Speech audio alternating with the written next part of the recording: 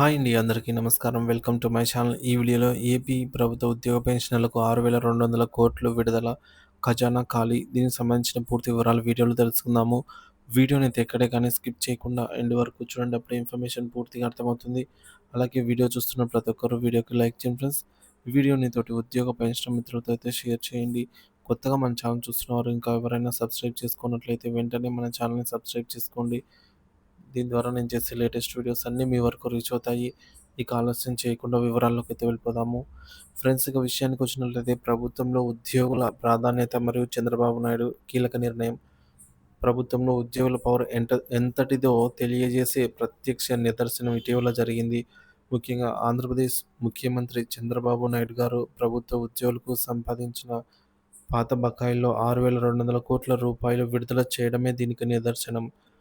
రాష్ట్ర ఆర్థిక సంక్షోభం, ప్రభుత్వ ఖజానాలో నిధుల కొరత ఉన్నప్పటికీ ఉద్యోగులకు తక్షణ సాయంగా చంద్రబాబు ఈ నిర్ణయం తీసుకోవడం విశేషంగా నిలిచింది. ఆర్థిక ఇబ్బందుల మధ్య కీలక నిర్ణయం.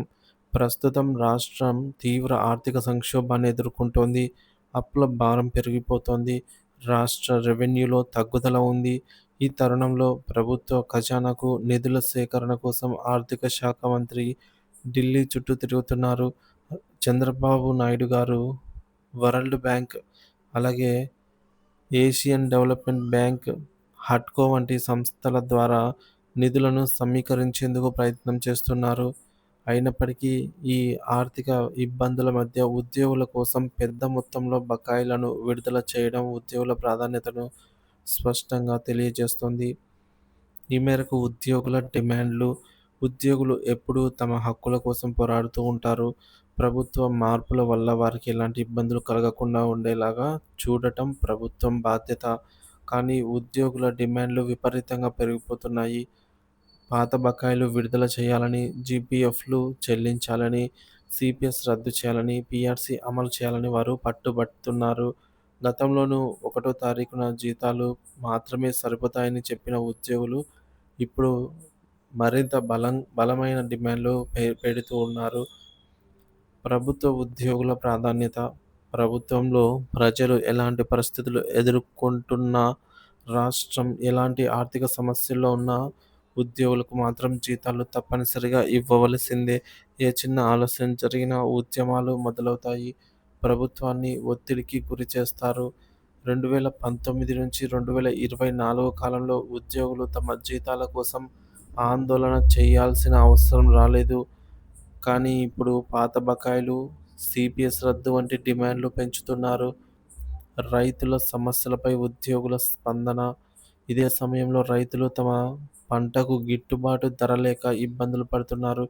కరువు భత్యాలు అందించమని రైతులు ప్రభుత్వాన్ని కోరుతున్నారు.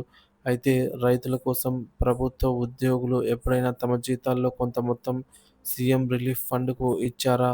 లేదా వారి తరఫున ప్రభుత్వాన్ని ఒత్తిడికి గురి చేశారా అనే ప్రశ్న తలెత్తుతోంది.